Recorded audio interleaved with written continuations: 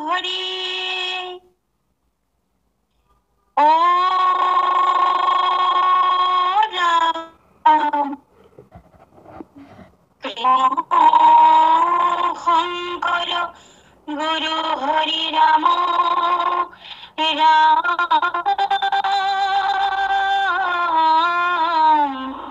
হরি রাম রাম রাম নমো ভগবতে বাসুদেবায় সকল নিগম কল্পতরু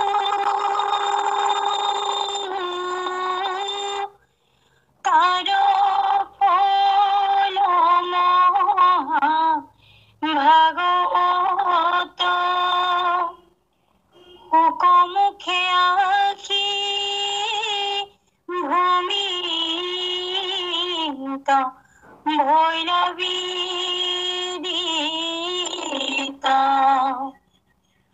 রখত সতর যেত জন কৃষ্ণর শরণে দিয়া মন পরম সন্তোষে পিয়ুক রসমৃত পরম সন্তোষে পিয়ুক রসমৃত কৃষ্ণ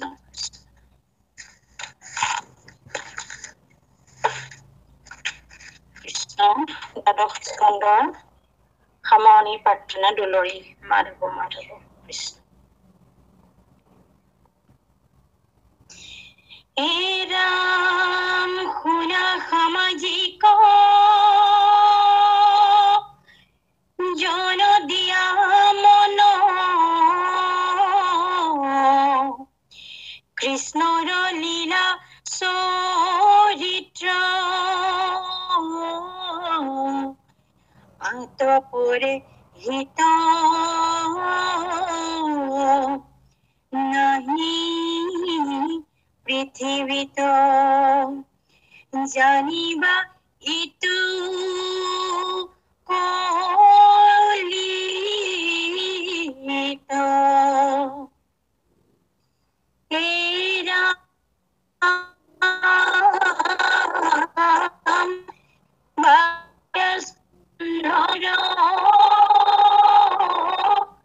যিটো তাৎপৰ্য জানি ধৰা গৃহ মনে কৃষ্ণক সৰ্বথা ভজা হৰি কথা শ্ৰৱণে কৃষ্ণ কীৰ্তনে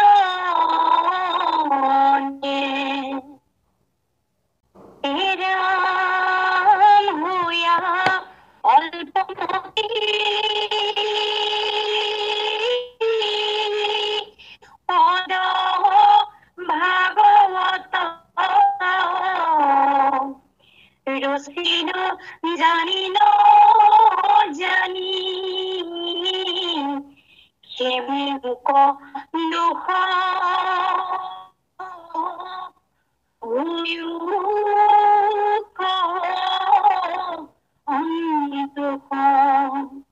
শুনিও কৃষ্ণ কাহি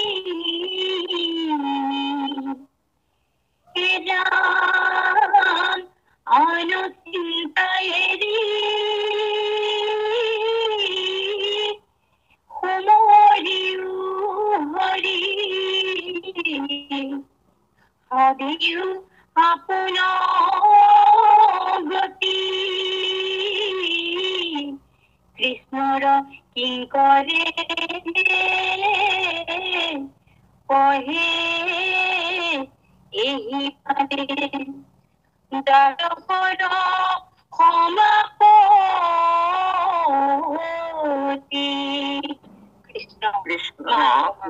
কৃষ্ণ কৃষ্ণ মাধৱ মাধৱ মাধৱ। আমাৰ আজন্মৰ সেৱাৰ থলী আজি ভকতি মথন সত্ৰত এই ভাটিবেলা বৈকুণ্ঠৰ কল্পতৰু ভাগৱত মহাশাস্ত্ৰৰ মধুৰ ৰস পান কৰিবৰ কাৰণে সমবেত হোৱা আৰু আজি সুন্দৰকৈ পাঠ আৰম্ভ কৰি পাঠ কৰি শ্ৰৱণ কৰোৱা আইগৰাকী আৰু আমাৰ কেইবাগৰাকীও আমাৰ ব্যাখ্যাকাৰ মই নাম শুনিছো ইয়াত তেখেতসকল আছে। আমাৰ হাজৰিকা বাপ, বৰা বাপ, আমাৰ বায়ন ৰত্ন ভৱেন বৰা বাপু আছে। এই সকলোকে মুখ্য কৰি সমস্ত ভক্তিপ্ৰেমী ৰসগ্ৰাহী বা পাই চৰণলৈ আমাৰ ভক্তিভৰা সেৱাভাগী সৰ্বপ্ৰথমে নিবেদন কৰিলো। আৰু এয়া গ্ৰন্থ সমাপ্তিৰ প্ৰাৰ্থনা। আজি প্ৰাৰ্থনা চাব। এই প্ৰাৰ্থনা ভাগ কোনে কৰিছে? এই দ্বাদশ স্কন্ধৰ অনুবাদ কৰ্তা আমাৰ সকলোৰে পৰম গুৰু শ্ৰীমন্ত শংকৰদেৱ গুৰুজনে। এতিয়া পদে আমাক কি কয়? গুৰু বাণী। মহাপুৰুষ শ্ৰীমন্ত শংকৰদেৱে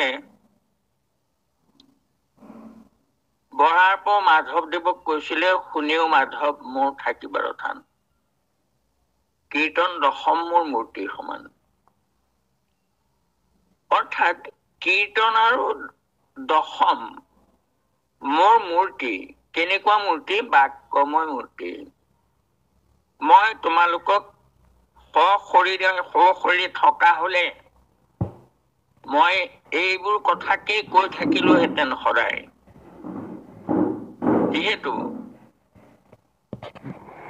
নশ্বৰ দেহ আমাৰ, জন্ম হলে মৃত্যু, জাতস্যহি ধ্ৰুৱং মৃত্যু। গতিকে মই কবলগীয়া কথাখিনি, যি জ্ঞান মই দিবলৈ আহিছো ইয়াক, সেই সমস্ত জ্ঞানখিনি বাক্যৰূপে মই মোৰ লিখনিৰ মাজত থৈ যাম। কীৰ্তন দশম মানে হেৰি বুলি এটা উদাহৰণহে দিছে। গুৰুজনৰ যিমান লিখনি আছে উদ্দেশ্য এটাই। গতিকে সেই উদ্দেশ্য সম্ফল কৰি আজি ভাগৱতৰ দ্বাদশ স্কন্ধ পৰ্যন্ত শেষ হোৱাৰ পিছত দ্বাদশ স্কন্ধ মহাপুৰুষে নিজে অনুবাদ কৰিছে। আৰু এতিয়া আমাক কলে কি? শুনা সামাজিক জন দিয়া মন কৃষ্ণৰ লীলা চৰিত্ৰ। হে সামাজিক সকল, মন দি কৃষ্ণৰ লীলা চৰিত্ৰ শ্ৰৱণ কৰা। আতপৰে হিত নাহি পৃথিৱীত জানিবা ইটো কলিত। এই দুৰ্ঘোৰ কলি যুগত ইয়াতকৈ আৰু জীৱৰ হিত সাধন কৰিব পৰা, ভকতৰ হিত সাধন কৰিব পৰা অন্য একো নাই। তাৰমানে কি কলে? শ্ৰৱণ।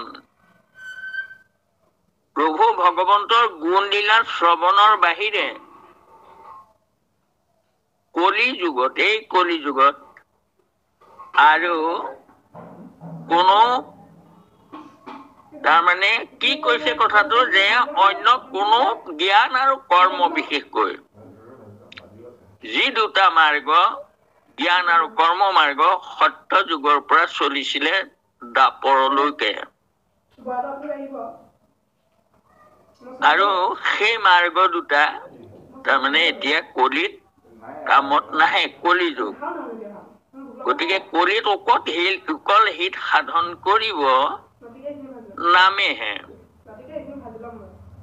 কেলে কাৰণ এইটো দৈৰ্ঘ্যৰ কলি যুগ এই কলি যুগত জ্ঞানে কৰ্মে কাহানিও গতি দিব নোৱাৰে বৰং অধোগতিহে দিয়ে কিয় দিয়ে যে এই দুটা মাৰ্গত বিধি নিষেধ মাৰ্গ বুলি কয় অৰ্থাৎ জ্ঞান মাৰ্গত সাধনাৰ বিধান আছে কেনেকৈ কি সাধনা কৰিব লাগিব কেনেকৈ কৰিব লাগিব আৰু ইন্দ্ৰিয় কেনেকৈ সংযম কৰিব লাগিব এইবোৰ তাৰমানে বিধান আছে সেই বিধানবোৰ মানি চলিব লাগে আৰু কৰ্ম মাৰ্গত দেশ কাল আৰু পাত্ৰ এই তিনিটা বিধান থাকে দেশৰ বিধান মানে য'তে ত'তে কৰিব নোৱাৰে কামটো কালৰ বিধান যেতিয়াই তেতিয়াই কৰিব নোৱাৰে আৰু আটাইতকৈ ডাঙৰটো হ'ল পাত্ৰ সকলো কলি যুগত যজ্ঞ কৰিব পৰা পাত্ৰ কোনোৱেই নাই বুলিয়েই তাৰমানে এক প্ৰকাৰ ঘোষণা কৰিছে শাস্ত্ৰই 40 প্ৰকাৰ পংক্তি দোষক ব্ৰাহ্মণ আছে আৰু সেই 40টা প্ৰকাৰৰ পৰা কোনো কলি যুগত হাত সাৰিব পৰা নাই পংক্তি পাৰ্বণ হ'ব নোৱাৰে কোনো এই কথাটো স্পষ্টভাৱে ঘোষণা কৰা হৈছে শাস্ত্ৰত গতিকে সেই কাৰণে গুৰুজনে আমাক কৈছে যে তোমালোকে আতপৰে হিত নাহি পৃথিৱীত জানিয়া বা ইটো কলিতই কলি যুগৰ কথা কৈছে এইটো 12 স্কন্ধৰ যিটো তাৎপৰ্য জানি ধৰা দৃঢ় মনে 12 স্কন্ধ ভাগৱতৰ যি তাৎপৰ্য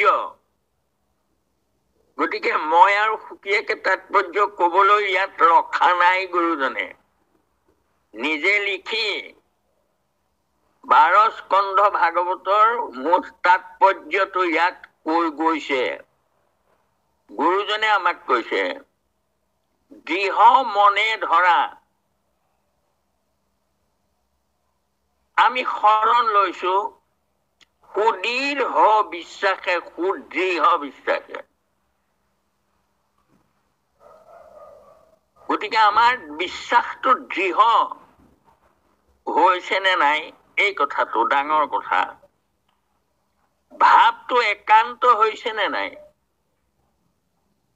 একান্ত ভাৱে সুদৃঢ় বিশ্বাসে আমি শৰণ গ্ৰহণ কৰিছো আৰু সেই বিশ্বাসেৰে সৈতে আমি ভাগৱত এক শৰণ হৰিনাম ধৰ্ম ভাগৱতৰ মূল ধৰ্ম সেই ধৰ্ম আমি গ্ৰহণ কৰিছো গুৰুক বিশ্বাস কৰিছো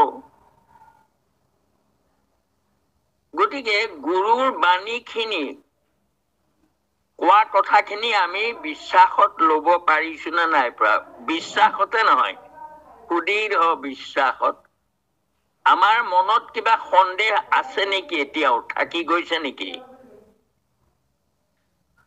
12 স্কন্ধ ভাগৱত আমি পঢ়িলো আমি শুনিলো প্ৰতিদিনে আমি শুনি আছো পৰীক্ষিতে মাত্ৰ 7 দিন শুনিয়েই ভাগৱতৰ তাৎপৰ্য উপলব্ধি কৰিলে আৰু গতি পাই গুচি গ'ল আমি কিমান 7 দিন পঢ়িছো হিচাপ নাই কিন্তু আজিলৈকে আমি তাৰ খাটাং সিদ্ধান্তটো হৃদয়ংগম আমি কৰিব পাৰিছো নে নাই পৰা যদি নাই পৰা তেতিয়াহ'লে আমাৰ সুদৃঢ় বিশ্বাসেৰে সৈতে আমি একান্তভাৱে নিশ্চয় ভাগৱত পঢ়া বা শ্ৰৱণ কৰা নাই। যদি কৰিছো একেখিনি কথাকে আমি পঢ়িয়ে আছো তথাপিতো আমাৰ দৃঢ়তা কিয় নহয় মনত? যে কি নহওক 12 স্কন্ধৰ যিটো তাৎপৰ্য জানি ধৰা দৃঢ় মনেৰে ধৰা। কি দৃঢ় মনে ধৰিবলৈ কৈছে? যে কলি যুগত ঘোৰ ইটো কলিত কৃষ্ণৰ লীলা চৰিত্ৰ শ্ৰৱণ কৰাৰ বাহিৰে আৰু কোনো ধৰ্ম নাই। আৰু এইটো কি 12 স্কন্ধৰ তাৎপৰ্য ইমানেই, দৃঢ় মনে ধৰা, কৃষ্ণক সৰ্বথা ভজা। আৰু ভজা কৃষ্ণ কথা শ্ৰৱণ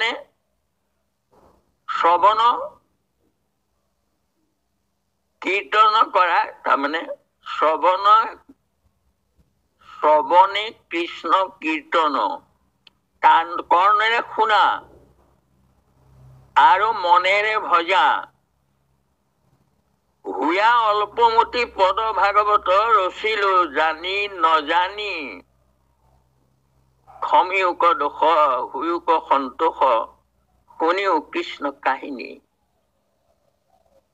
মহাপুৰুষ কৃপালু গুৰুজন কৃষ্ণ অংশে অৱতাৰ। ইমান আত্মলঘিমা। আমি অলপ কথা জানিয়ে বহুত জানিলো বুলি আমাৰ অহংকাৰ আহে।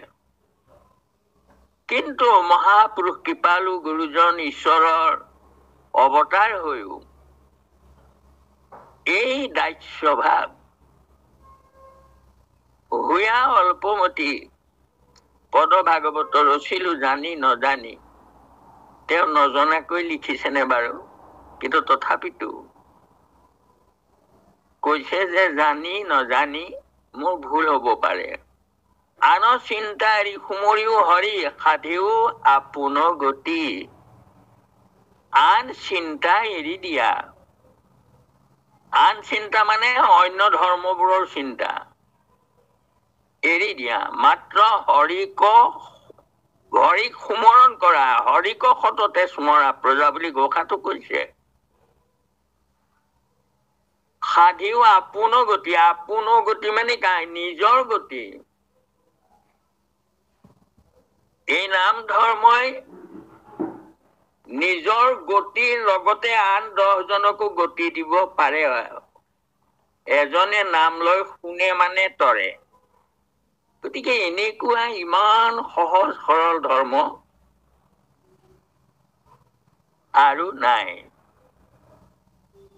সেইকাৰণে কৈছে আন চিন্তা এৰি সুমৰিও হৰি সাধিও গতি আপোন গতি, নিজৰ গতি সাধন কৰা, অৰ্থাৎ আত্মাৰ গতি। আপোন মানে মোৰ নিজৰ, আপোনজন, মই কোননো? তোমাৰ সেই অংশ আমি যত জীৱজাক। গতিকে জীৱৰ গতি। কৃষ্ণৰ কিং কৰে পঢ়ে এহি মানে দ্বাদশৰ সমাপতি। যে 12 স্কন্ধ ইমানতে সমাপ্তি ঘটিলে, এয়া মহাপুৰুষে ঘোষণা দিলে। ইয়াৰ পিছৰ খিনি মহাপুৰুষে নিজে ইমান পণ্ডিত ন ব্যাকৰণী, তথাপিতো নিজকে কিমান সৰুতকৈ সৰু কৰি ভগৱন্তৰ ওচৰত তেওঁৰ যি প্ৰকাশৰ দোষ, সেই দোষ, লিখনিৰ দোষ মাৰ্জনা কৰিবৰ কাৰণে প্ৰাৰ্থনা জনাব। কৃষ্ণ শুন আগবাঢ়া। কৃষ্ণ। হে প্ৰাণ প্ৰভু কৃষ্ণ কৃপাময়, মূঢ়ত সন্তোষ নমো নমাই মাথ মৰহিও নাথ বঢ়াতুতা যত দুখ হে ৰাম তোমাৰ চৰণে পখিলো শৰণে অগতিৰ কৰা গতি আয়ু ব্যৰ্থে গৈল আজিও ন ভৈল তোমাত দৃঢ় ভকতি হে ৰাম ইটো জন্ম গৈলে পৰলোক পাইলে কি মোৰ হৈব অৱস্থা অৰুণ চৰণ নহিকে স্মৰণ কৈত পাইব কৃষ্ণ কথা হে ৰাম কৃষ্ণ গুণ নাম ধৰ্ময়নুপম বুলিবে কমনে মুখে মনুষ্য শৰীৰ হৰাইলে আমাক পাইবে পৰ লোক দুখে হে ৰাম ইটো নৰতনু ভাৰত বৰিষ কলি যুগে হৰি নাম শৰীৰ সংযোগ আৰু কৈত পাইব কৃপা কৰা প্ৰভু ৰাম হে ৰাম মই অধমৰ মাধৱ বান্ধৱ বুদ্ধিক নকৰা ভ্ৰংশ তোমাৰ চৰণ পঞ্জৰে পশুক এখনে মানস হংস হে ৰাম তোমাৰে অংশ যত জীৱ আমি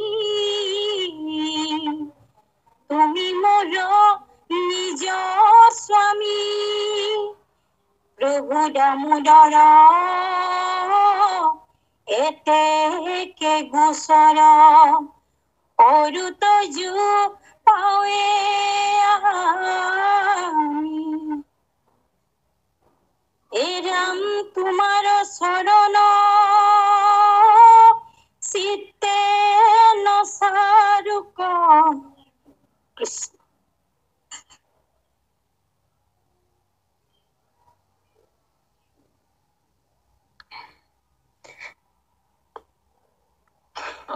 কি হ'ল সোণ কাট খাই গৈছে নেকি নহয় কৃষ্ণ প্ৰভু আপুনি অকণ ব্যাখ্যা কৰকচোন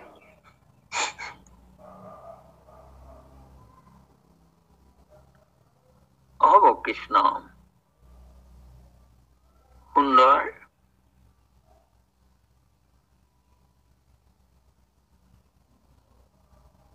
তোমাৰ তুমি হিয়া ঢালি ভক্তি ভাৱে পাঠ কৰিছা সেইকাৰণে হ'ব গুৰুৱে তোমাক কৃপা কৰিছে কৃপা কৰিব আৰু কৃপা কৰিব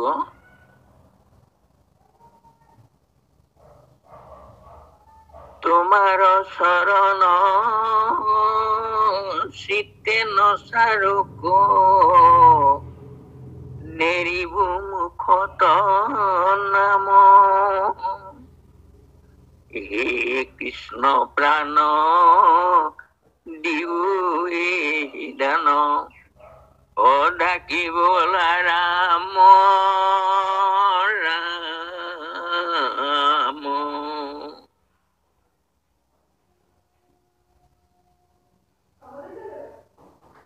কৃষ্ণ হে প্ৰাণ প্ৰভু কৃষ্ণ কৃপাময় মূঢ়ত হৈও সন্তোষ ঈশ্বৰৰ অংশ হৈও নিজে মূঢ়মতি বুলি কৈছে নিজক নম নমাই মাথ মৰসিও নাথ বহা টুটা যত দোষ মই ইয়াত লিখোতে হব পৰা বহা টুটা যি দোষ সেয়া মৰিখন কৰিবা তোমাৰ চৰণ পখিলো শৰণে অগতিৰ কৰা গতি ব্যৰ্থে আয়ু গৈল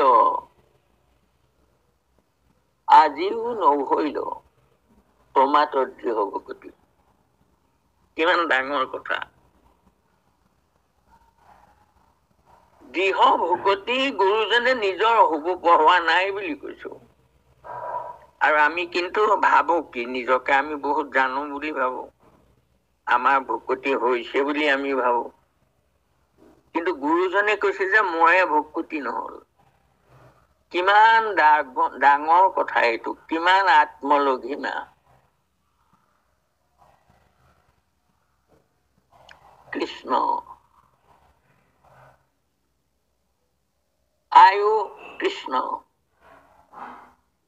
ব্যৰ্থে আয়ু গৈল আজিও নভৈল তোমাৰ দৃঢ় ভকতি ইটো জন্ম গৈলে পৰলোক পাইলে কি মোৰ হইব অৱস্থা গুৰুজনে কৈছে ইমান জ্ঞানী ইমান জনাৰ পিছতো কৈছে যে এই দেহটো যোৱাৰ পিছত পৰলোকলৈ গলে মোৰ অৱস্থা কি হব অৰুণ চৰণ নহিকে স্মৰণ কৈতো পাইব কৃষ্ণ কথা পৰলোকত গৈ অৰুণ চৰণ চিন্তাৰ কথা নাপাম ভকতৰ সংগ নাপাম কৃষ্ণ কথা ক'ত পাম পাম পৰলোক মানে স্বৰ্গ স্বৰ্গলৈ গলে নাপায় কিন্তু গুৰুজন স্বৰ্গলৈ নাযায় যাব বৈকুণ্ঠৰ থানৰ পৰা আহিছে বৈকুণ্ঠলৈ যাব তথাপিতো নিজক এইদৰে কৈছে কৃষ্ণ গুণ নাম ধৰ্ম অনুপাম উপমা নাই এই ধৰ্মৰ বুলিবে কমনে মুখে যেতিয়া নায়েই তেতিয়াহলে কেনেকৈ কৃষ্ণ এই অনুপাম ধৰ্ম উপমান হোৱা ধৰ্মটো যদি নাপাওঁ কেনেকৈ মুখত নাম লম কোনে দিব মনুষ্য শৰীৰ হৰাইলে আমাক পাইবে পৰলোক দুখে এই মনুষ্য শৰীৰটো যেতিয়া আমাৰ এৰাই যাব তেতিয়া পৰলোকৰ দুখ হব যদি আমি এই জীয়াই থাকোতে পৰলোকৰ সুখটো আমি লৈ যাব নোৱাৰো জীৱক গতি দিব নোৱাৰো আৰু দিব পৰা গতি মনুষ্য শৰীৰটোহে কাৰণ পঞ্চকোষী প্ৰাণী আমি মানুহ মনক ধৰিব পৰাটোৱেই ধৰ্ম জীৱ জন্তুলৈকে এই প্ৰাণী যিমান আছে সব তিনিকোষী প্ৰাণী সিহঁতৰ মন আছে কিন্তু মনক ধৰিব পৰা যিটো বিবেক বিজ্ঞানময় কোষ নাই সেইকাৰণে সিহঁতৰ ধৰ্মও নাই কিন্তু নৰতনয়ীটো ভাৰত বৰিষক বলি যুগ হৰিনাম এই শাৰীৰ সংযোগ আৰু কৈতো পাইব কৃপা কৰা প্ৰভু ৰাম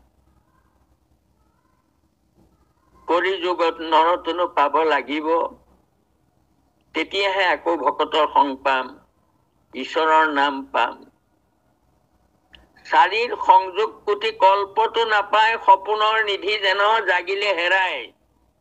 কৃষ্ণৰ কৃপাতো আকৌ লোভিয়া সম্প্ৰতি, আমিতো কৃষ্ণই কৃপা কৰিছে আমাক, চাৰিৰ সংযোগ পাইছো, জানি আকৃষ্ণত কৰা একান্ত ভকতি। এই বুলি গুৰুৱে আমাক কৈছে, আকৌ নিজে সেয়া তেনেকৈ কৈছে। মই অধমৰ মাধৱ বান্ধৱ, বুদ্ধিক নকৰা ভ্ৰংশ। হে প্ৰভু, তুমি মোৰ হৃদয়তে থাকা মাধৱ, তুমি মোৰ বুদ্ধিক ধ্বংস নকৰিবা।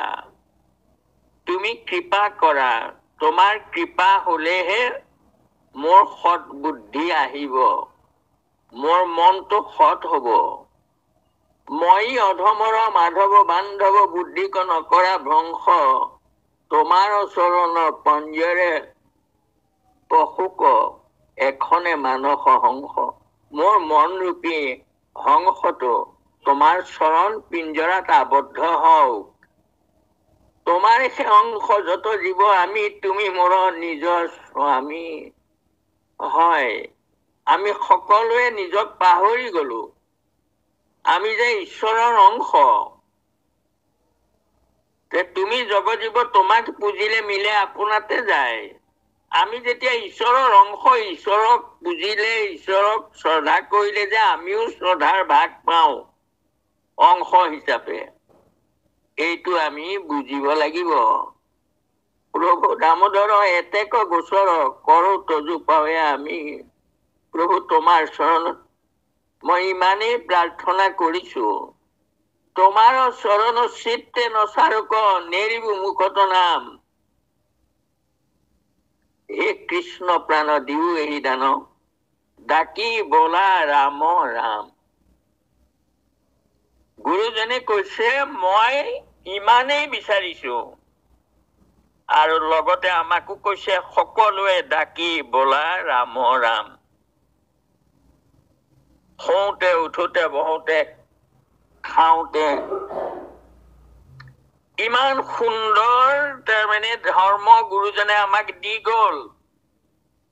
কোনো দেশৰ বিচাৰ নাই, কোনো কালৰ বিচাৰ নাই, কোনো পাত্ৰৰ বিচাৰ নাই, কোনো নিয়মৰ সংযম বিধি নাই।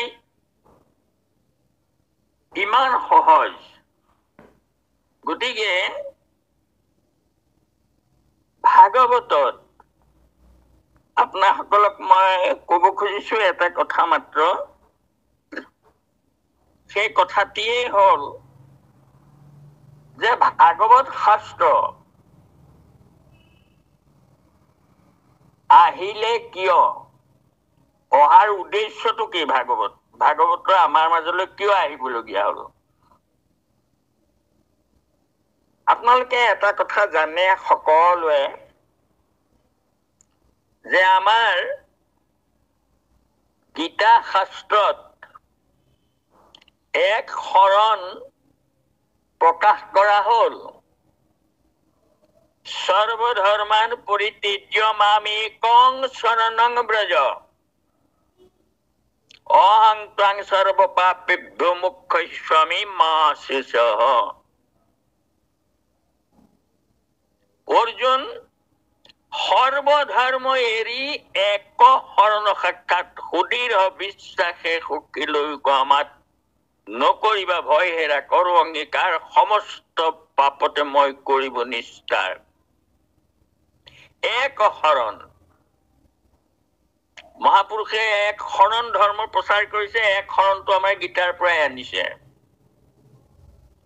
কিন্তু এটা কথা আমি কাহানিও এই কথাটো আমি বিচাৰ কৰি চাওনে বা চাইছোনে, যে ব্যাসদেৱে মহাভাৰত শাস্ত্ৰখন ৰচনা কৰাৰ পিছত তেওঁৰ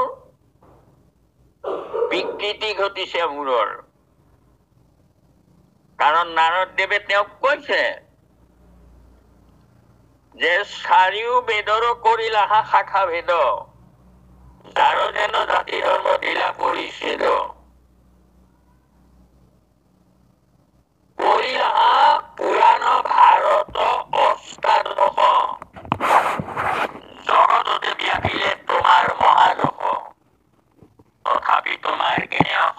কৃষ্ণ মনো কুসুম টমাট কৰি আৰু কাৰণো আৰম্ভণিতে ভাগৱতত তাৰমানে এই কথাখিনি আছে নাৰদ ব্যাস সংবাদত। তাৰ তাৎপৰ্যটো কি? এই অংকটো আমি কাহানি বা কৰি চাইছোনে, বিশ্লেষণ কৰি পেলাই আমি চাইছোনে যে এক শৰণ গীতাত আছে আৰু সেই গীতা আছে ভাগৱতৰ উদ্যোগ পৰ্বত। ব্যাসে এক শৰণ প্ৰচাৰ কৰাৰ পিছতো ব্যাস কিয় বলিয়া হল? এইটো ৰহস্য কথা নহয় জানো? গীতাত এক শৰণ প্ৰচাৰ কৰিলে, এক শৰণ ধৰ্মৰ শ্ৰেষ্ঠ কলি যুগত, আৰু কৃষ্ণৰ মুখে কোৱা কথা সৰ্বধৰ্ম ত্যাগ কৰি এক শৰণ গ্ৰহণ কৰা বুলি ব্যাসে প্ৰচাৰ কৰিলে। কৃষ্ণ মুখৰ বাণী। তাৰ পিছত ব্যাসৰ কিয় বিকল হল? এইটো ৰহস্যপূৰ্ণ কথা। কিয় হল শুনক। ব্যাসে প্ৰথমে কৰ্ম মাৰ্গৰ সৃষ্টি কৰিছিলে। সৃষ্টি কৰি সেই কৰ্ম মাৰ্গৰ তাৰমানে বিধি নিষেধ মাৰ্গ কৰি পেলালে। দেশ কাল পাত্ৰৰ বিধান দিলে, সেই বিধিহীন হলে মানুহ নৰকলে যায়। গতিকে কোনোবাই দেশৰ ভুল কৰে, য'তে ত'তে কৰি দিয়ে যজ্ঞ। কোনোবাই কাল নেমানে, ইমান সময়ত আৰম্ভ কৰিব লাগে, ইমান সময়ত শেষ কৰিব লাগে, কৰ্মকাণ্ডৰ বিধান থাকে, এয়া কাল ছিদ্ৰ হয়।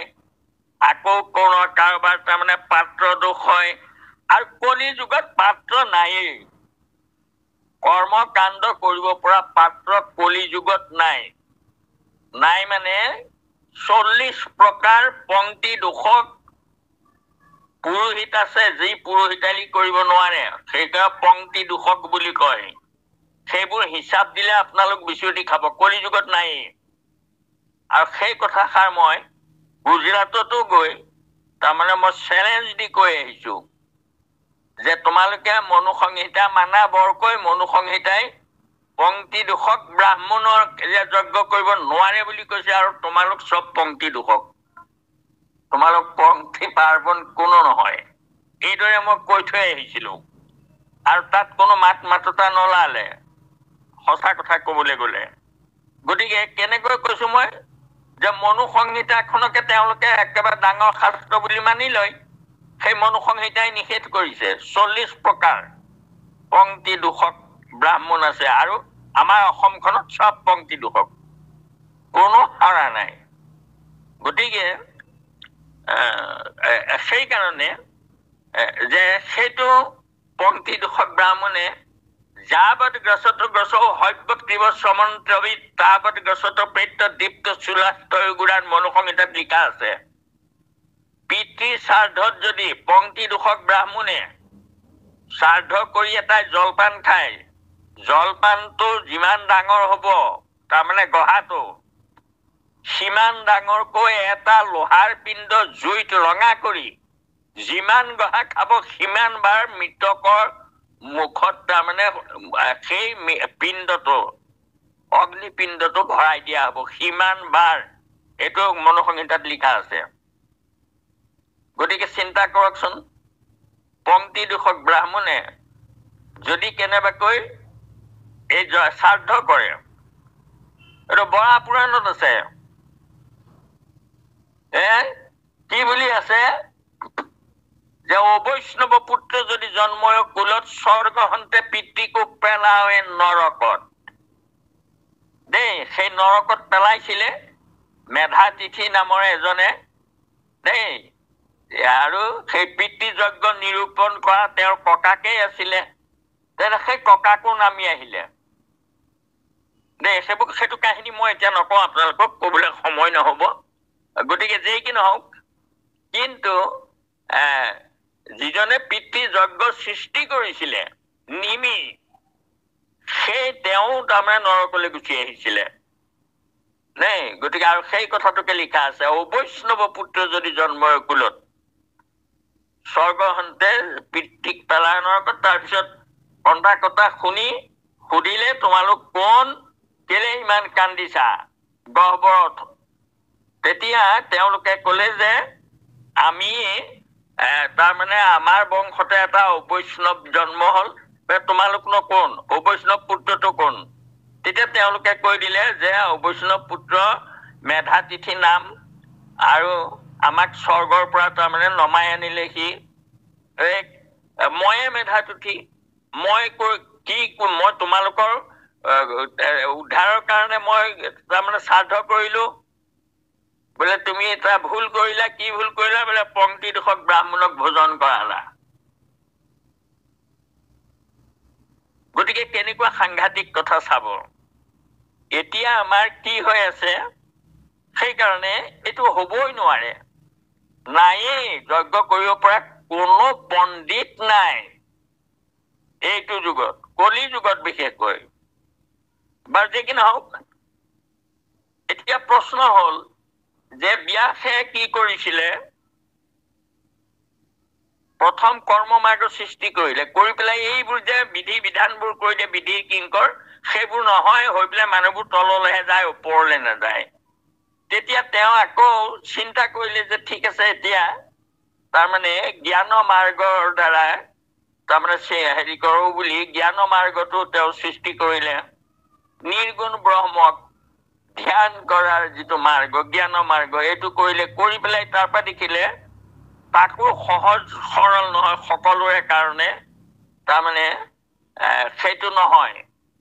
নোহোৱাৰ কাৰণে তেওঁ কি কৰিলে, তেতিয়া এই কথাবোৰ চাব দেই। আমাৰ ধৰ্মটো বেদতে আছে, বেদতে পাবা ধৰ্ম। যদি বেদত বুজিব নোৱাৰা, তাহলে বেদা শ্ৰীকৃষ্ণ বাক্যানি, সেই বেদ কিখনৰ মূল কথাটো গীতাত আছে। গতিকে গীতালৈ গুচি আহিবা। আকৌ গীতাটো যদি তুমি বুজি নোপোৱা, তেতিয়া সূত্ৰ সাহিত্যবোৰ চাবা। তাৰমানে প্ৰত্যেকটো শব্দৰ অৰ্থ লিখি সূত্ৰ লিখিত হৈ গৈছে ব্যাসৰ। যদি তাতো বুজি নোপোৱা, সমাধি ভাষা ব্যাসস্য, সমাধি ভাষা ভাগৱত, অৰ্থাৎ ভাগৱত লিখাৰ পিছত আৰু তেওঁ কোনো কলম ধৰা নাই, সেইকাৰণে সমাধি ভাষা। ভাগৱত বেদৰ শীৰ্ষোত্তম অংশ এই ভাগৱত। গতিকে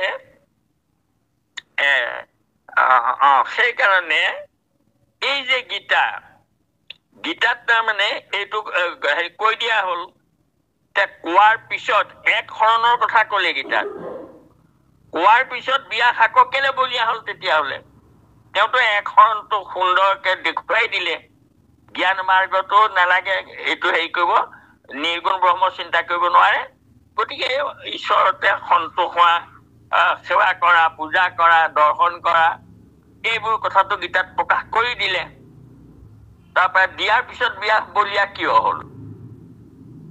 কাৰণ নাৰদেতো কৈছে তুমি ভাৰতো কৰিলা, পুৰাণো কৰিলা। ভাৰত কৰিলা মানে গীতাও কৰিলা, আৰু 4খন বেদৰ শাখা ভেদ কৰিলা। 1130টা শাখা আছে 4খন বেদৰ, অকল সামবেদৰে 1000 শাখা।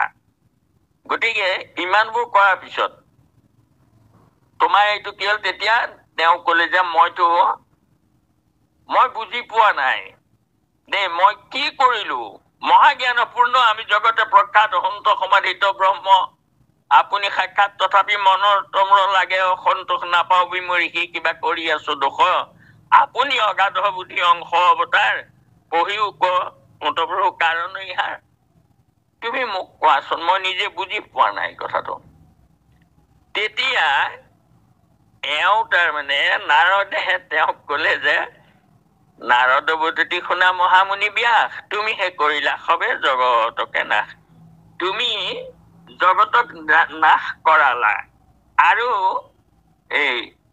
তুমি তাৰমানে কৰ্ম মাৰ্গ প্ৰচাৰ কৰিলা, জ্ঞান মাৰ্গ প্ৰচাৰ কৰিলা। কৰিলত মানুহবোৰৰ তাৰমানে উপায় নাইকিয়া হল, আৰু সেই দুটাত মাৰ্গত গতি নোপোৱা হল। তাকে ভাবি তুমি আকৌ কি কৰিলা যে এইবোৰ চব বাদ দি ভগৱন্ত কৃষ্ণৰ গীতাৰ বাক্যটো তুমি তাৰমানে লিখি দিলা, প্ৰচাৰ কৰিলা। সৰ্বধৰ্ম এৰি এক শৰণ লবলৈ কলা। বোলে হয় প্ৰভু, মইতো কলো বাদ দিয়া সকলো ধৰ্ম।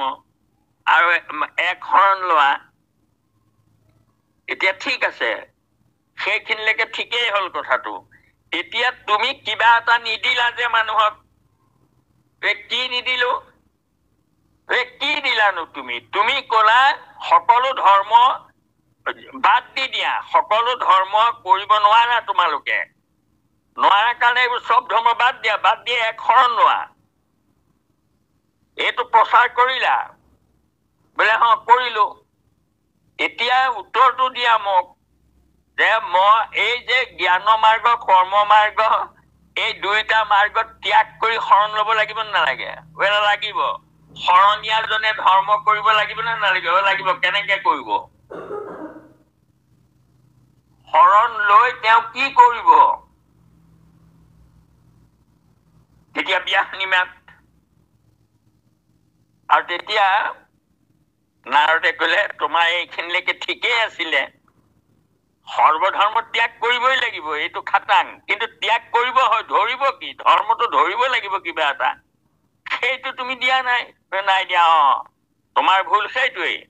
মোৰো উপদেশে কৰা ভাগৱত শাস্ত্ৰ, প্ৰচাৰক গোবিন্দৰ গুণৰ নাম মাত্ৰ। আমি আৰু ভাগৱতত কি থাকিব, এই কথাটো তাৰমানে তাতে এই উপদেশ বাণীটোতে সোমাই গল দেখোন।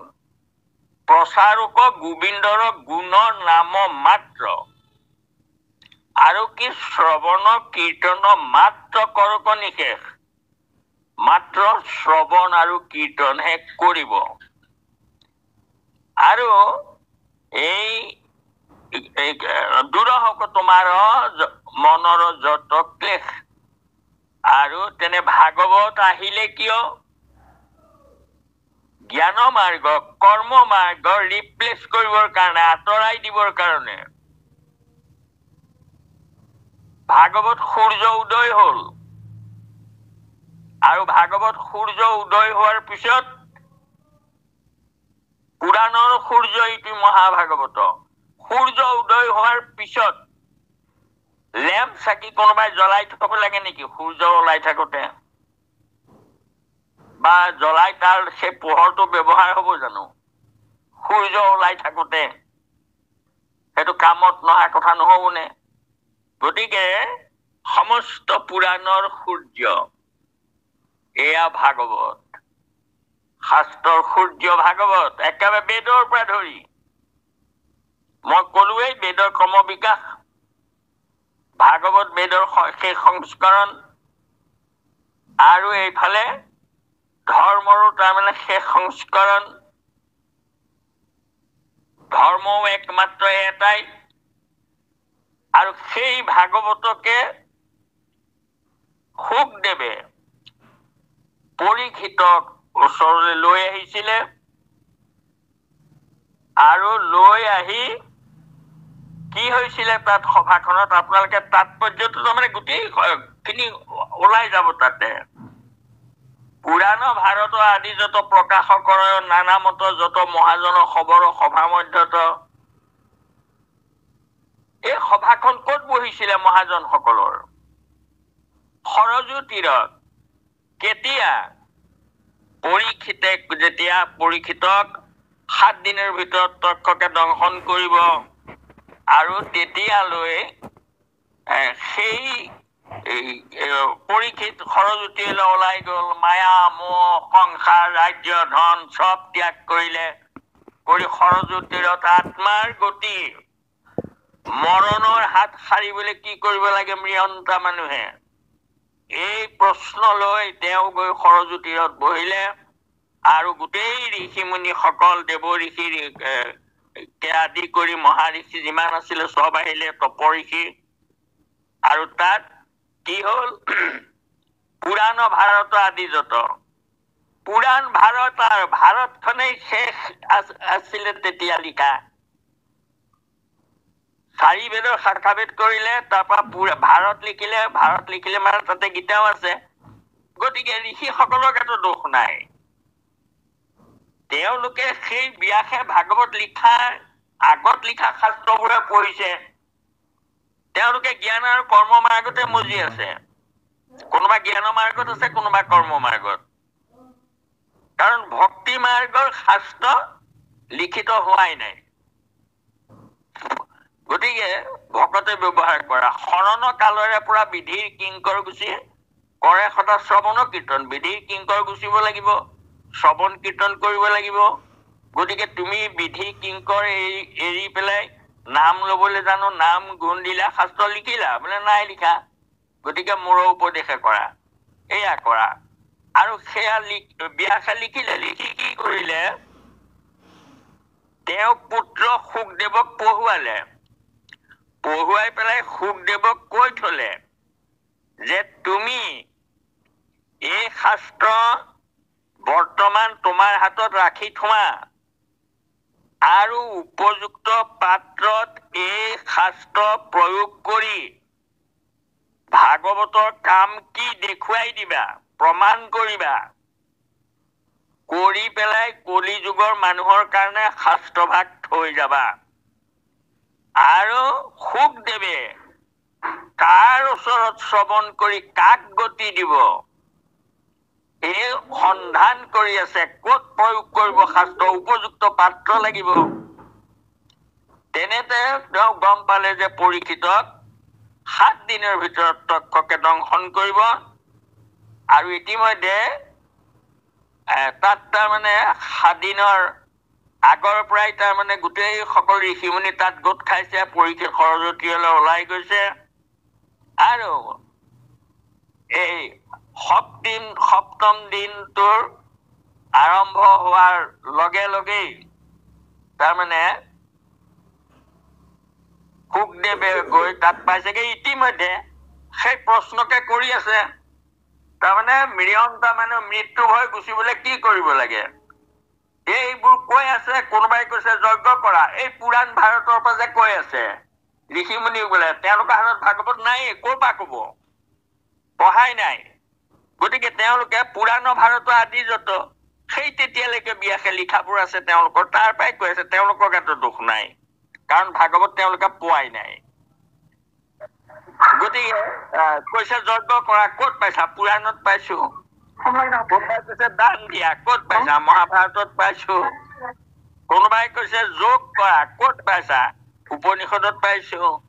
গতিকে তেওঁলোকে কোৱাবোৰ শাস্ত্ৰৰে। তেনেকুৱাতে শুকদেৱে গৈ সেই সভা পালে, পোৱাৰ লগে লগে পৰীক্ষিতে তেওঁক সেৱা সৎকাৰ কৰিলে। তেতিয়া কলে যে কোৱাচোন কি তুমি কি ভাবিছা, কি কৰিছা। তাৰপৰা কলে মোৰ মহাভাগ্য, মোক আপুনি এই উপায়টো দিয়কচোন যে মিয়ন্তা মানুহে, তাৰমানে অৰ্থটো হল মৃত্যু ভয় গুচিবলৈ কি কৰিব লাগে। তেতিয়া শুকদেৱে কলে যে মৃত্যু ভয় গুচিব লাগে, হয় নে নহয়, সংসাৰৰ ভয়। তাৰমানে জন্ম হলে মৃত্যু হৈ থাকে। তুমি জাতস্যহি ধ্ৰুৱং মৃত্যু, জন্ম হলে মৰিবাই। গতিকে যদি মৃত্যু ভয় গুচিব লাগে তেতিয়াহলে জন্ম নহব লাগিব, জন্ম হলে মৰে মানুহ। গতিকে তুমি জন্ম নোহোৱা জেগালৈ গুচি যাব পাৰে লাগিব। বোলে জন্ম নোহোৱা জেগালৈ কেনেকৈ যাব লাগিব, বোলে সেই জন্ম নোহোৱা জেগালৈ যাব লাগিব মানে বৈকুণ্ঠলৈ যাব লাগিব। বৈকুণ্ঠলৈ তোমাৰ জ্ঞান আৰু কৰ্ম মাৰ্গই নিব নোৱাৰে। যোগ সাধন কৰি বঞ্চে ব্ৰহ্মলোকত আচৰিত তপযোগ, আৰু স্বৰ্গলৈ নিব পাৰে অশ্বমেধ আদি যজ্ঞ কৰি। ৰাজসুই কৰি যাবে ব্ৰহ্মলোক পৰ্যন্ত যাব পাৰে ৰাজসুই যজ্ঞ কৰি। কিন্তু অলৌকিক গতি নহয়, সেইবোৰ গতি যশ অলৌকিক, অলৌকিক গতি হব লাগিব। তাৰমানে লোকলে আৰু নামি আহিব নোৱাৰে, নাহে। বোলে অলৌকিক গতি কি, বোলে বৈকুণ্ঠ, বৈকুণ্ঠ লোকৰ ওপৰত তুমি তালে যাবগৈ লাগিব। তালে যোৱাৰ উপায়, তালে যোৱা উপায় এটাই মাত্ৰ, বোলে কি, ঈশ্বৰৰ নাম। গতিকে সেই ঈশ্বৰৰ নাম লৈ তুমি বৈকুণ্ঠলৈ গুচি যাব লাগিব। ঈশ্বৰৰ নাম শ্ৰৱণ কৰি কীৰ্তন কৰি 9 বিধ ভকতিৰ যিকোনো এটা কৰিলেই হ'ল, গোটেইবোৰ কৰাৰ দৰকাৰেই নাই। এটা শ্ৰৱণ কৰিলেই মানে হব। তেতিয়া ব্যাসদেৱে তাৰমানে বোলে হেন জানি যাৰ ইচ্ছা মুখ্যক সৰ্বথা, কাৰণ মুক্তি পালেহে নমৰা, মুক্তি পালে আৰু জন্ম নোহোৱা, জন্ম হলে মৰিবা। গতিকে সেইকাৰণে পৰীক্ষিত তুমি মুক্তি পাব লাগিব। মুক্তি পাবলৈ আকৌ উপায় এটাহে মাত্ৰ, কি হেন জানি যাৰ ইচ্ছা মুখ্যক সৰ্বথা পৰীক্ষিত তেবে শুনিবে কৃষ্ণ কথা। আৰু মাত্ৰ কৃষ্ণ কথা শুনিলেহে গতি পাবা। গতিকে পৰীক্ষিত তেবে শুনি দিবেচিত কৃষ্ণ গুণ নাম কীৰ্তন কৃষ্ণ ৰেখা পাদ পদ্ম স্মৰিবে মনত, নাৰায়ণ স্মৰণেহে পৰম মংগল, এহি মানে জীৱন্ততে জন্মৰ সামফল। জীয়াই থাকোতে জন্ম সামফল কৰি থৈ যোৱা। কিন্তু পৰীক্ষিত মোৰ মনত সন্দেহ এটা হৈছে। সন্দেহটো কি যে তোমাক যে মই এই কথাটো কলো, এই কথাটো মই ক'ৰ পৰা কলো? এই ঋষি মুনিবোৰে তোমাক দিয়া মতবোৰ শাস্ত্ৰৰ পৰা কৈ আছে। এতিয়া তোমাৰ মনত এনেকুৱা সন্দেহ হব যে মই কোৱা কথাটো কোনখন শাস্ত্ৰৰ পৰা কৈছো। বুলিবা অপূৰ্ব কিন্তু কহিলা হা মুনি, ইটো কথা একো পুৰুষতে নতো শুনি। তুমি কবা মোক যে তুমি ক'ৰ পৰা কৈছা এই কথাটো? এই ঋষি মুনিবোৰে দেখোন শাস্ত্ৰৰ কথা কৈছে, আমাৰ উপৰি পুৰুষে কৰি যোৱা ধৰ্মৰ কথা কৈছে। তুমি কোৱাটো ক'ত আছে? তুমি কোন শাস্ত্ৰৰ পৰা কৈছা যে মাত্ৰ শুনিলেই হল? এইটো বুলিবা অপূৰ্ব কিন্তু কহিলা হা মুনি, এইটো কথা একো পুৰুষতে নতো শুনি। শুনা নাই কাহানিও দেই। তেবে সাৱধানে শুনা নিপতি উত্তৰ। পৰীক্ষিত তুমি ভালকৈ শুনা। বেদৰ সূৰ্য এয়া, মই ইয়াৰ পৰা কৈ আছো, মই কৈছো এয়া শাস্ত্ৰৰ পৰা। আৰু তুমি মোক সুধিব পাৰা যে এইখন শাস্ত্ৰ ক'ত পালা? কলিৰ সন্ধ্যাত মই পঢ়িলো পিতৃত, তুমি মহা বৈষ্ণৱত কৰিব বিদিত। মই কলিৰ সন্ধ্যাত পিতৃয়ে মোক পঢ়ুৱালে, আৰু পঢ়ুৱাই মোক দিলে শাস্ত্ৰত, তুমি মহা বৈষ্ণৱত কৰিব বিদিত। মই তোমাত এই শাস্ত্ৰ প্ৰয়োগ কৰিম। আত্মহা ধৰ্ম এক নামেহে প্ৰখ্যাত, শ্ৰৱণ মাত্ৰকে কৰে কৃষ্ণক সাক্ষাৎ। ইয়াতে এটা ধৰ্ম আছে, আৰু সেই ধৰ্মকে পালন কৰিব লাগিব। নাম গুণ গাব লাগিব, নাম লব লাগিব, ঈশ্বৰৰ লীলা শ্ৰৱণ কৰিব লাগিব, এই এক গুণ লীলা। শুদ্ধ সত্য গুণে লীলায়ে ধৰন্ত, ৰাম আদি অৱতাৰ, তেহে ভগৱন্ত দেৱ যদুত্তম, জানিবা সাৰে সাৰ, আনো অৱতাৰ সদিশ যতে কৰন্ত কৰ্ম লীলা, কুহি কৰ্মে বেদ বিহিত কৰ্মক, নিবৰ্তাৱে সমুদায়। যত ভাগৱত থাকে তাত বেদ বিহিত কোনো কৰ্ম থাকিব নোৱাৰে। সূৰ্য উদয় হল, লেম্প চাকি নুমাই দিব লাগে। কৃষ্ণ সূৰ্য ভৈলন্ত উদিত, নাম ধৰ্ম কৰিলা বিদিত। দেৱতাৰ সূৰ্য কৃষ্ণ উদয় হল, অন্য দেৱতা সব আসন এৰি পলাবলগীয়া হল। কৃষ্ণই 7 বছৰ বয়সতে প্ৰমাণ কৰি দিলে। সত্য যুগে প্ৰথমত ব্ৰহ্মা আদি দেৱযত হৰি নাম কৰিলা গুপুত, কিনো দয়াময় হৰি নামক বেকত কৰি কলি পাপ কৰিলা লুপুত। সেয়া তাৰমানে ইয়াত কৈ গৈছে কৃষ্ণ সূৰ্য ভৈলন্ত উদিত এইখিনি পদত। গতিকে সূৰ্য উদয় হোৱাৰ পিছত দেৱতাৰ সূৰ্য কৃষ্ণ, আৰু শাস্ত্ৰৰ সূৰ্য বেদৰ সূৰ্য ভাগৱত এইটোই সূৰ্য। আৰু কৃষ্ণই বাৰে বাৰে কথাখিনি কৈ গৈ আছে। অৰ্জুনক কৈছে উদ্ধৱৰ আগত কৈছে, উদ্ধৱে সংশয় কৰোঁতে কৈছে, বুজাই কৈছে ঘূৰাই যে তুমি মোক জ্ঞান কৰ্ম ভকতি কহিলো কৰি ভেদ, ভকতি পৰম পন্থ দিলো পৰিছেদ।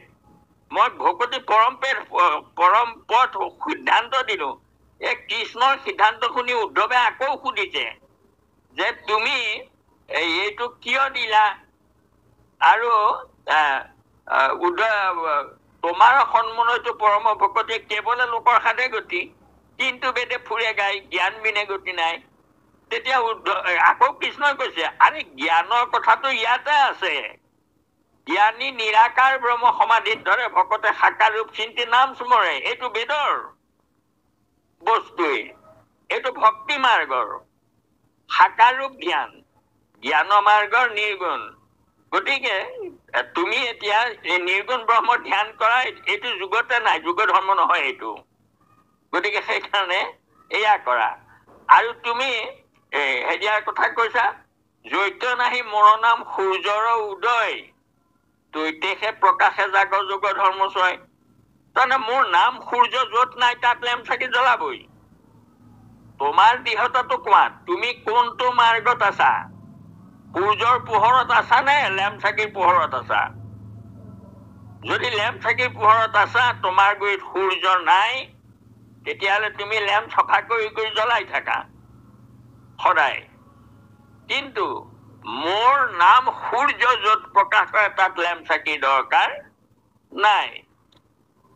পিছে এতিয়া কথা হ'ল এইটো যে আমি ভাগৱতৰ উৎপত্তিৰ কাৰণটো বুজি পালো যে বেদৰ শেষ সংস্কৰণ আছিলে গীতা, আৰু গীতাত সৰ্বধৰ্ম ত্যাগৰ কথা ক'লে। সৰ্বধৰ্ম ত্যাগ কৰিলে ধৰ্মটো কৰিবই লাগিব শৰণ লৈ। গতিকে শৰণ লৈ পেলাই কি কৰিব?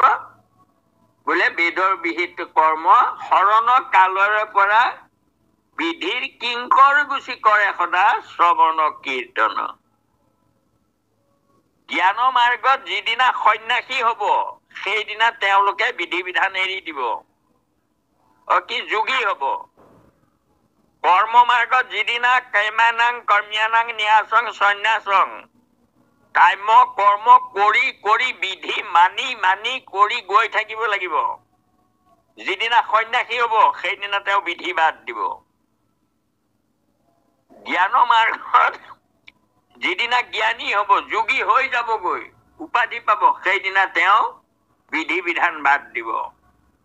কিন্তু ভক্তি মাৰ্গত শৰণ কালৰে পৰা বিধিৰ কিংকৰ গুচি কৰে সদা শ্ৰৱণ কীৰ্তন। ঘোষাত পঢ়ি আছো এইবোৰ কথা। আৰু আটাইতকৈ ডাঙৰ কথা এইটো যে কৰ্ম মাৰ্গত কৰ্মকাণ্ডীবোৰ সন্ন্যাসী হয়গে। প্ৰথমতে মোক দিয়া দিয়া দিয়া, ধনং দেহি শিউ দেহি যশো দেহি পুত্ৰং দেহি ভাৰ্যাং দেহি দেহি দেহি চব। আৰু শেষত গৈ কব মোৰ তাৰমানে নালাগে, এইবোৰ হৈ গল। আৰু মানুহে বাৰু কাহানি বা হৈ গল বুলি ভোগবোৰ কোনোবাই বাদ দিবগে পাৰে নে? আগ ধৰি ভোগ কৰি পিছত এইটো সম্ভৱ নহয়। গতিকে সেইকাৰণে সন্ন্যাসী হব নোৱাৰে, কোনো সন্ন্যাসী হব নোৱাৰে কলি যুগত বিশেষকৈ। আৰু যোগীটো আৰু হেৰি আৰু যোগ এৰি পেলাই গুচি আহিলে, সুখদেৱ নিজে ভাগৱতলৈ গুচি আহিলে। যোগত ৰস নাই, গতিকে ভাগৱতলৈ তেওঁ গুচি আহিলে। আৰু যোগ মাৰ্গত কি হয়? গৈ গৈ জ্ঞান বিজ্ঞান তদং ৰহস্য প্ৰাপ্তি হলে যোগী হয়। গতিকে আমি এতিয়া নিজৰ মাৰ্গটো ঠিক কৰি ল'ব লাগে। আমাৰ মাৰ্গটো কি? হৰি ভক্তি ৰাজ মাৰ্গে গুৰু পদ নখচন্দা। আমি ভক্তি মাৰ্গত নাম লগালো, গতিকে আমি যোগীও নহয় সন্ন্যাসীও নহওঁ। আমি কি হ'ম? ভকত। জ্ঞান বিজ্ঞান তদং ৰহস্য প্ৰাপ্তি হলে আমি ভকত হ'মগৈ। আৰু ভকতৰ কাৰণে ভাগৱত, ভাগৱত শ্ৰৱণ আৰু কীৰ্তন। আৰু এই ভাগৱত পৰীক্ষিতে 7 দিন মাত্ৰ শুনিলে দৃঢ় বিশ্বাস হৈ গল। আৰু আমি আজি কত 7 দিন শুনিছো, এটা খামোচ মাৰি ধৰিব পাৰিছো নে নাই পৰা? যে ধৰিছো বুলি যদি আমি ভাবিছো, আমি তাৰমানে সঁচাকৈ ধৰি আছো নে নাই? অহৰহ ঈশ্বৰৰ নাম আমি ল'ব পাৰিছো নে নাই পৰা? হয় কথাটো, আমি ভক্তি মাৰ্গকে আমাৰ আমি কৰ্মকাণ্ড চৰ্মকাণ্ড একো নকৰো, গতিকে আমি ভক্তি মাৰ্গত উঠিলো, কিন্তু উঠিলেইতো নহব, আমি যাব লাগিব, গতি কৰিব লাগিব।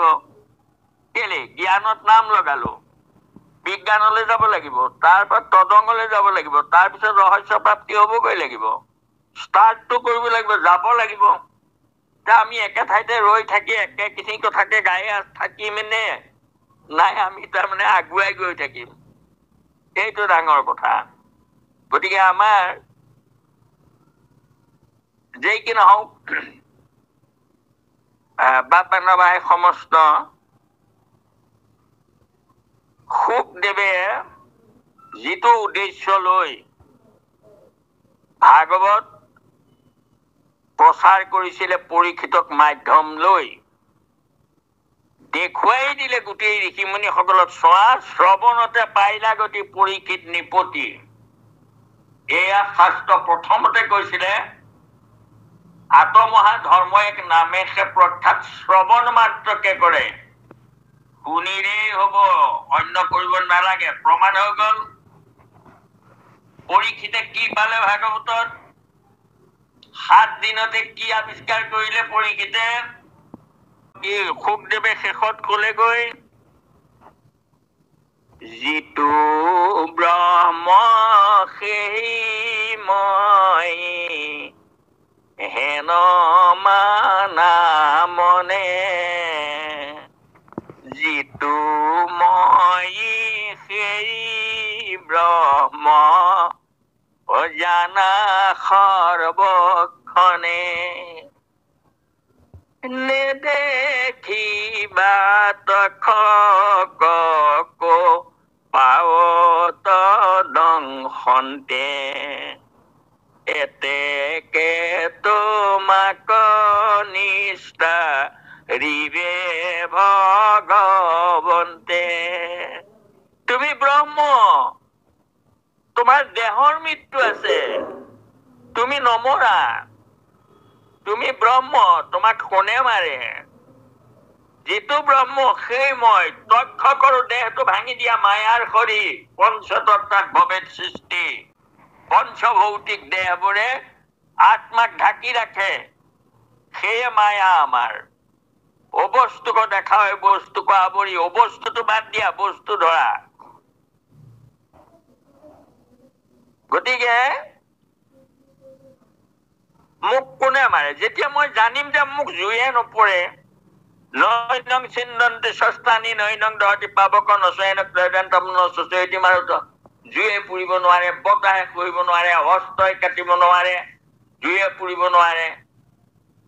গতিকে মই ক'ত মৰিম? মোৰ দেহটো মৰিব,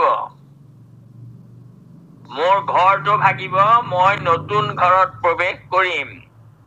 মই দেহ নহয়, মই দেহত থাকোহে, এইটো পৰমাৰ্থ জ্ঞান। দেহতেহে থাকো মই, জানা নহো দেহ। মই দেহ নহয়, দেহটো মোৰ ঘৰ, ঘৰটো ভাগিলে মই ভগা নুবুজাই। গতিকে এই পৰমাৰ্থ জ্ঞান যিদিনা হব, তেওঁ মৰিবলৈ ভয় কৰিব জানো? অস্ত্ৰ শস্ত্ৰই কাটিবই নোৱাৰে, জুয়ে পুৰিব নোৱাৰে, একোৱে কৰিবই নোৱাৰে। গতিকে মোৰ মৃত্যু নাই, মই আত্মা। এই জ্ঞানটো যেতিয়া হব, সেইজন মানুহে মই মৰিম বুলি ভয় কৰি চিঞৰ বাখৰ নকৰে আৰু। তেওঁ মনত শান্ত হৈ এয়া ভাবি থাকিব। আৰু তাকে কৰিবলৈ যাওঁতে ঈশ্বৰৰ নাম যাতে আমি হৰিক সততে স্মৰা প্ৰজা, সততে আমি নাম লব লাগে, নিৰন্তৰে নাম লব লাগে আমি। কিন্তু আমি নাম লওঁ নে বাৰু, লওঁ নে নলওঁ বাৰু? এইটোৱে ডাঙৰ প্ৰশ্ন। নিজে নিজক সোধক যে আমাৰ খাটাং ভক্তি মাৰ্গত বিশ্বাস হল নে নাই হোৱা। যদি হল, তেতিয়া আমি অহৰহ ৰাম কৃষ্ণ হৰি নাৰায়ণ কিবা এটা নাম কিয় লৈ নাথাকো? আৰু ইমান সহজ, ইয়াতকৈ আৰু সহজ কি আছে? তোমালোকে কোনো জেগালৈ যাব নালাগে, নিৰ্দিষ্ট জেগাত ধৰ্ম কৰিবলৈ বিচাৰি যাব নালাগে। যেনে অৱস্থাতে আছা তেনে অৱস্থাতে য'তেই আছা তাতেই থাকি তোমালোকে নাম লব পাৰা। কৰ্ম কৰি থাকোতেও নাম লৈ থাকিব পাৰো। আমি যি কৰ্মই কৰো তাতো আমি নাম ব্যৱহাৰ কৰো, কিন্তু আমি কৰো নে নকৰো এইটো ডাঙৰ কথা। আমাৰ মনক আমি নিয়ন্ত্ৰিত কৰিব পাৰিছো নে নাই, ডাঙৰ কথাটো। গতিকে সুদৃঢ় বিশ্বাস। পৰীক্ষিতে ভাগৱতত কি পালে আমি পাইছো নে নাই? পৰীক্ষিতে কি পালে এই দ্বাদশত আপোনালোকে পঢ়ি গৈছেতো, এয়া পৰীক্ষিতৰ ব্ৰহ্মজ্ঞান লাভ পঢ়ি গল। কি পালে ভাগৱতত? যিটো শাস্ত্ৰ মুত কহিলাহায়াত কিছু নেদেখিলো আন, ঈশ্বৰ কৃষ্ণক প্ৰকাশে সদায়, নামেহে ধৰ্ম প্ৰধান। পৰীক্ষিতে সেয়া পালে। আৰু পোৱাৰ পিছত যে আৰু মোৰ প্ৰয়োজন নাই, মোৰ হৈ গল, 7 দিন শুনিলো, গম পালো মই নমৰো, মোক কোনে মাৰে। গতিকে গুৰুজন মোক আশীৰ্বাদ দিয়ক আৰু আপুনি। আৰু তেতিয়া ভাগৱত, এতিয়া ঋষি মুনি সকলে হেঁপাহ কৰিছিলে ভাগৱত শুনিবলৈ, কিন্তু উপযুক্ত পাত্ৰত ভাগৱত থৈ সুখদেৱ গুচি গল। আৰু তাৰ আগতে পৰীক্ষিতে এইখিনি জনাৰ পিছতো কলি যুগৰ ধৰ্মৰ কথা, তাৰমানে কি হব এই সম্পৰ্কে পৰীক্ষিতে এটা প্ৰশ্ন কৰোতে সেয়া ভাগৱতত আপোনালোকে পাই গৈছে। কতক্ষণে মনে গুণী আছে পাছে মহামুনি, মহা কষ্টে চাৰিলা নিশ্বাস,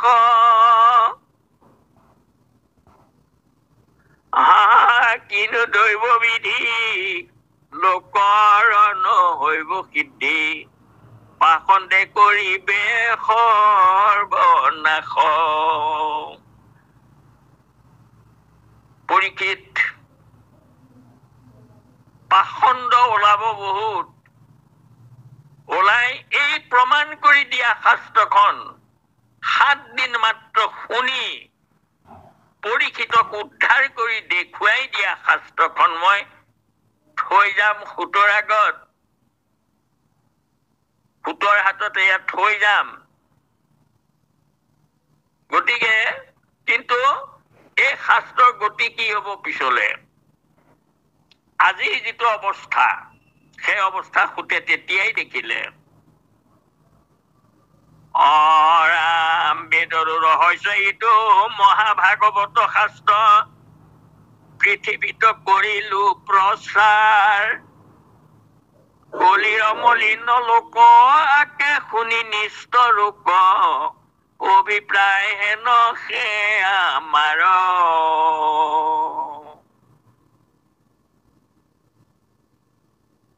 যে মই বেদৰ ৰহস্য এই মহাভাগৱত শাস্ত্ৰ পৃথিৱীত প্ৰচাৰ কৰিলো, কলিৰ মলমতি মনুষ্যে আকে শুনি নিষ্ট ৰূপ, অভিপ্ৰায় হেনহে আমাৰ। মোৰ অভিপ্ৰায় সেইটোহে আছিলে, জগত পৰম গুৰু ঈশ্বৰ কৃষ্ণক যিটো, ব্ৰহ্মা হৰো সেৱে অবিচ্ছেদ, এজনক সেৱা কৰিবলৈ দিছিলো, ব্ৰহ্মাহৰেও যাক সেৱা কৰি থাকে আটাইতকৈ ডাঙৰ দেৱতা, কলিত বহুতে তাক ভজিবাক নপাৰিব। কিয় নোৱাৰিব? পাখণ্ডে কৰিব সৰ্বনাশ। বহুত পাখণ্ড ভৰ্তি হৈ গল এতিয়া দেশত। বিশ্বাস কৰা সকলকো তাৰমানে বিভ্ৰাট কৰি দিব, বুদ্ধিভেদ কৰিব। ব্যাসে কান্দি কান্দি কৈ, সুখদেৱে কান্দি কান্দি কৈ গৈছে ভাগৱতত, সেই আপোনালোকে পঢ়ি গৈছে। কিন্তু আমি বিশ্লেষণ কৰিছো নে নাই কৰা কথাবোৰ, এইবোৰ ডাঙৰ কথা।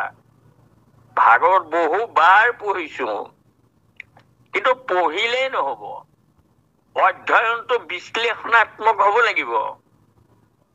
শাস্ত্ৰ পঢ়ি বাক লাগে জ্ঞানৰ কাৰণে। যদি জ্ঞান নহয় শাস্ত্ৰ পঢ়ে কি কাৰণে বুলি কৈছে বোলে, তেতিয়াহ'লে আমাৰ শাস্ত্ৰ পঢ়ি হৈছে কি হৈছে? পুণ্য হৈছে। আপুনি শাস্ত্ৰ শুনিছে, পুণ্য হৈছে। কিন্তু উঠি যোৱাৰ পিছতে আকৌ নাম পাহৰিলেই, ভাগৱতত কি শুনিলে পাহৰিলে, তেতিয়া কি হ'ল? বোলে পাপবোৰ আকৌ পাছে পাছে থাকে নহয়। হৰি পাখৰি লেখি যে পাপ নিৰন্তৰ। গতিকে পুণ্য হয়, আকৌ তাৰমানে এদায় হৈ যায়। পুণ্য ঘৰে আকৌ তাৰমানে ওলাই গুচি যায়। গতিকে নিৰন্তৰ ঈশ্বৰৰ নাম মুখত আহিব লাগিব। গাই থাকিলে তাৰমানে অসুবিধা পাব মানুহৰ মাজত। শুৱৰি থকাত একো অসুবিধা নাই। আমি শুৱৰি থাকিব লাগে, মনতে ভাবি থাকিব লাগে। হৰি সোঁৱৰণ পুণ্যৰ ৰজা, হৰি পাহৰাটো আকৌ পাপৰ ৰজা। গতিকে কোনটো পিছে পিছে আমি আনিছো, এইটো আমাৰ নিজৰ কথা সকলোৰে।